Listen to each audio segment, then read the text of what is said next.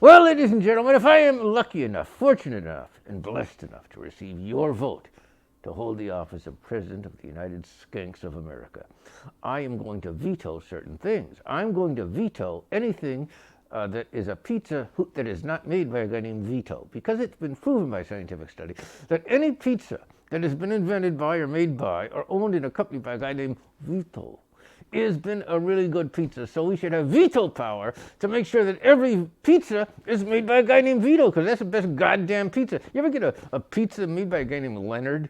You know, it's just not the same. It ain't the same, folks. Or a pizza made by someone named Jane with a nose ring who goes, men really have caused all sorts of problems with the patriarchy. Enjoy your pizza. What kind of pizza is that, goddammit? Get more pizzas made by Vito, and I'll veto any goddamn pizza that's not made by one. I'm Hughes Cockford, and I'm for a strong America and better spirit gum. Okay, it makes sense now. I retract my previous statement, ladies and gentlemen. This is Hughes Cockford. I'm not afraid to say when I've been wrong. I just don't remember when. The tax policy is, if you don't understand why you're being taxed, don't mail it in. And also, you should be able to write things on the tax form, like you say exempt, you know, or certain things. You should write down something like, yes, or I don't understand this. Or you should say, I'm exempt for reasons that will be explained after my death. So that's the one I use. My case comes up Tuesday. No? You don't like it? Okay, fuck it. We're going to put in a regressive tax system. That means that instead of you, who are making a lot of money, being taxed a lot, what we're going to do is we're going to go after those lazy people, the homeless. We're going to drive around, we're going to grab somebody who's walking around the street going like this. We're going to go, hey, listen, you, look at me. You didn't pay, don't look at me like you're drunk or crazy. You pay your taxes. And the guy goes, and go, okay, you're coming with me. And we're going to lock the guy up in a federal institution and go, hey, listen, you know, you go over there, eat your potatoes.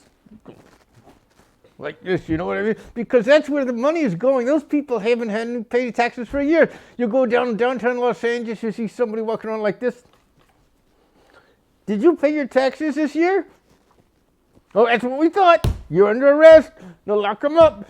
Pretty soon we won't have to tax none of you people who are working, or none of you rich people. We're just going to tax those goddamn lazy homeless people. I saw a lady the other day walking around like this.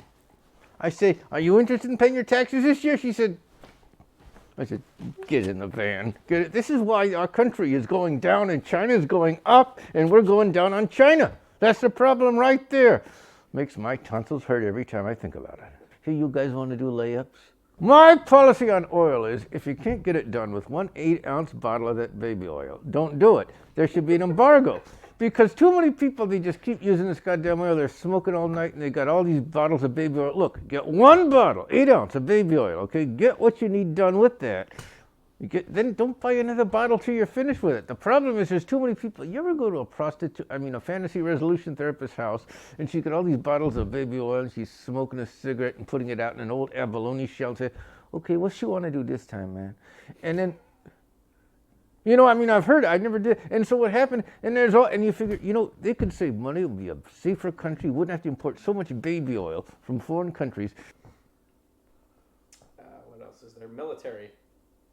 What's your plan with the military? The problem with the military, ladies and gentlemen, you should need somebody with a real strong name to be your top general. Now, I have found out that our top general is a general by the name of Milley.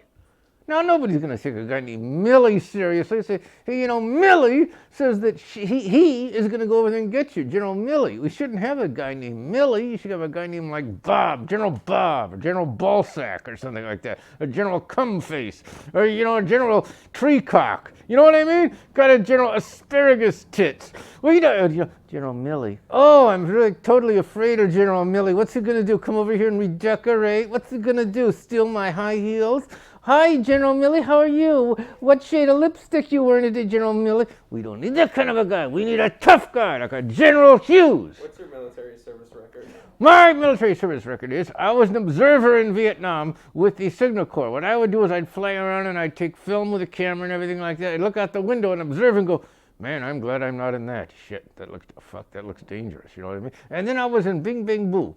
I was right in the battle area there, Bing Bing Boo, and that was very dangerous because you had to put your $2 through the chain link fence, and the girl would say, hurry up, Joe, hurry up, Joe. I go, my name's Hughes, but go ahead, you know. $2, that's pretty good. As president, what will your message be to young people? Hey, is my hey, if shut up, man. It's not even. I'm not funny yet. Hey, if I'm elected president with your vote or stack of fake votes that you might give to me. So anyway, I'm suffering from Pelosi syndrome. Anyway, so what happens is, if I'm lucky enough to be president, what was the question? What's your message to? Oh yeah, hey, your message to young people? I was just pretending I didn't remember.